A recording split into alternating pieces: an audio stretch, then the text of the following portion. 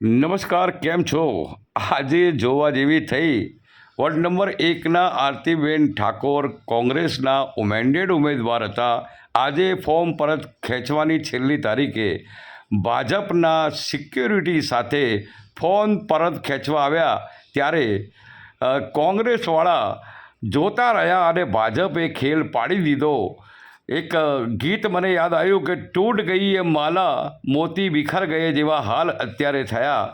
ફરી એકવાર કોંગ્રેસ જૂની ધરણા પર બેસી અને આ કર્યું હતું.